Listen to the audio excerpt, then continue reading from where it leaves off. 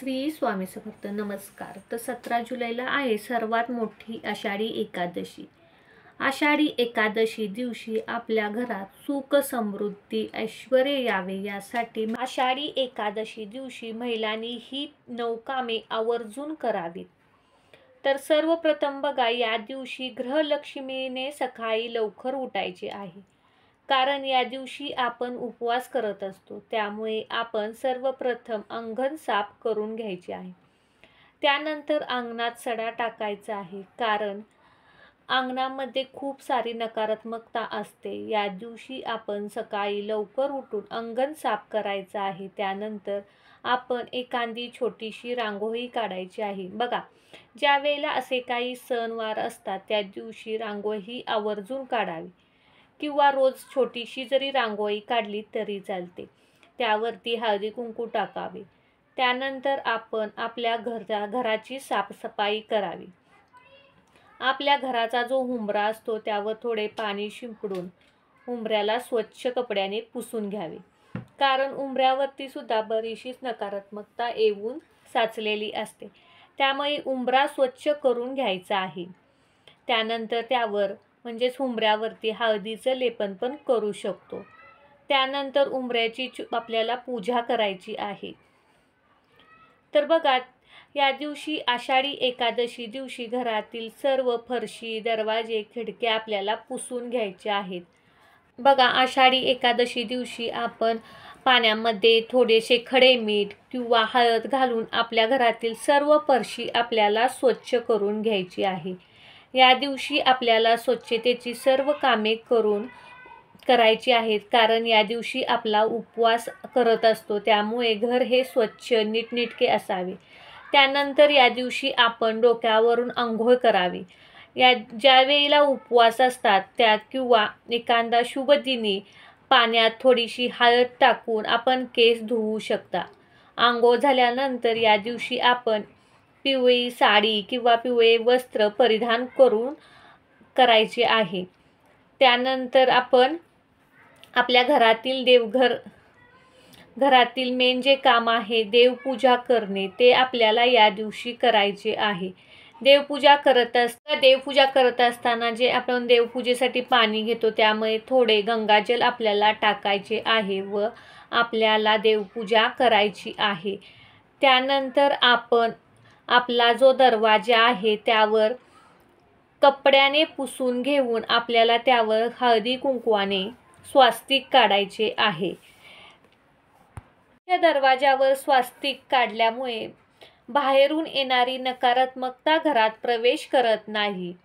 म्हणून आपल्याला या दिवशी घराच्या मुख्य दरवाजावर छोटंसं स्वास्तिक काढायचं आहे. ही तिथी भगवान विष्णूंना प्रिय आहे, म्हणून जिथे भगवान विष्णूंचा वास असतो तिथे माता लक्ष्मी वास करत असते. त्यामुळे आपण विष्णू व लक्ष्मीच्या आगमनाची तयारी अशा प्रकारे करू शकतो. त्यानंतर सर्वात महत्त्वाचे काम म्हणजे आपली देवपूजा. आषाढी एकादशीच्या दिवशी देवपूजा ही करायचीच आहे. या दिवशी विष्णूंची मूर्ती असेल किंवा विठ्ठल रुक्माईंची मूर्ती असेल तर त्यांना अभिषेक घालून त्यानंतर आपण विष्णू सहस्रनामाचा पाठ करू शकतो. तर एकादशी तिथी ही भगवान विष्णूंना प्रिय आहे. त्यामुळे या दिवशी भगवान विष्णूंची मनोभावे सेवा करायची आहे. विष्णू सहस्रनाम पठण करायचे आहे. जर वाचणे शक्य नसेल तर यूट्यूबवर लावू शकता व काम करता करताही ऐकू शकता, तरीही त्याचे चांगले फळ तुम्हाला मिळेल.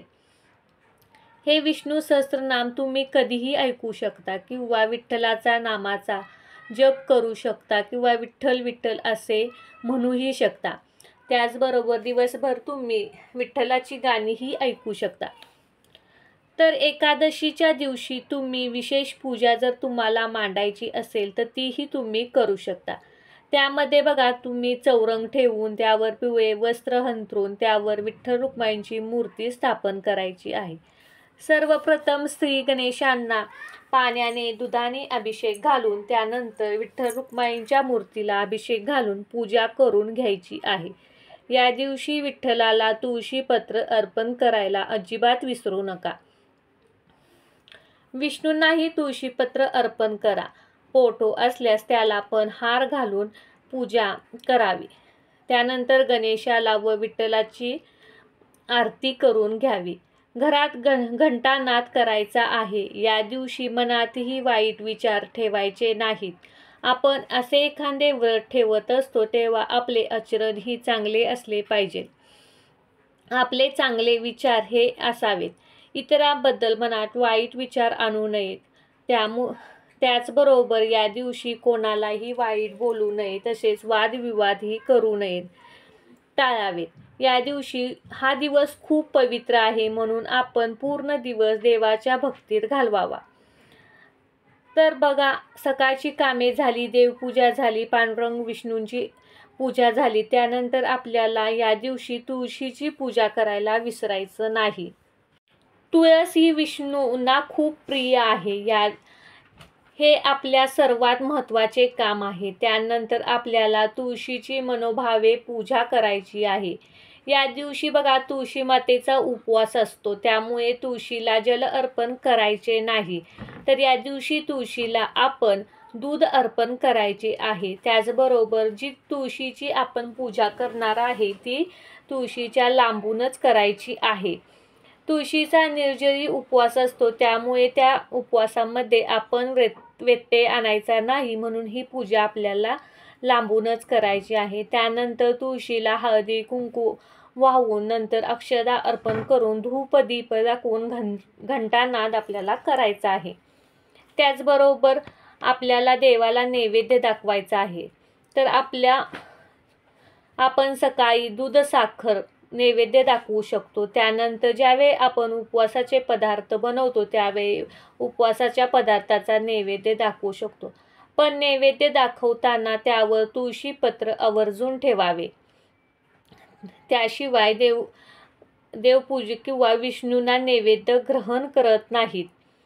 तुळशीपत्राशिवाय देव किंवा विष्णू नैवेद्य ग्रहण करत नाहीत, म्हणून तुळस ही आपण आदल्या दिवशी तोडून ठेवायची आहे.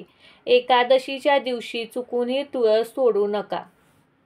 नंतर पहा की या दिवशी आपल्याला अन्नदान करायचे आहे, पण कुणी दिलेले अन्न स्वतः ग्रहण करायचे नाही. सर्व प्राणीमात्राविषयी आपल्या मनात या दिवशी दयाभाव हवा. दशमी पूर्ण दिवस आपल्याला ब्रह्मचर्याचे पालन करायचे आहे. अशा प्रकारे आपल्याला ही कामे करायची आहेत. एकादशीच्या दिवशी चालता बोलता ओम नमो भगवते वासुदेवाय नमः या मंत्राचाही आपण जप करू शकतो.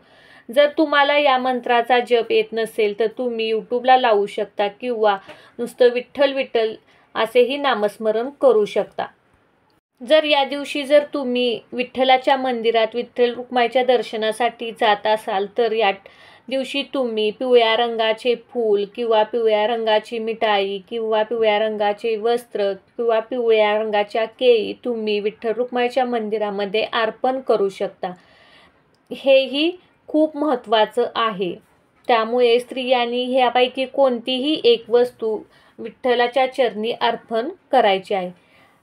तर पहा, आजच्या व्हिडिओमध्ये आपण सर्वप्रथम अंगणाची साफसफाई केली. जिथे साफसफाई असते तिथे माता लक्ष्मी निवास करते. प्रभू विष्णूंची पूजा केली. जिथे प्रभू विष्णू असतात तिथेच माता लक्ष्मी असतेच असे म्हणतात. अशा प्रकारे एकादशीच्या दिवशी तुम्हाला शक्य असेल तेवढी कामे तुम्ही करा. त्यामुळे तुमचे घर प्रसन्न राहील, घरातील वातावरण चांगले राहील. या प्रकारे जर तुम्ही ही पूजा केली तर भगवान विष्णू व माता लक्ष्मीची सदा घरावर तुमच्या कृपा राहील. जर तुम्हाला हा व्हिडिओ आवडला असेल तर व्हिडिओला लाईक करा, शेअर करा, कमेंट करा. श्री स्वामी समर्थ.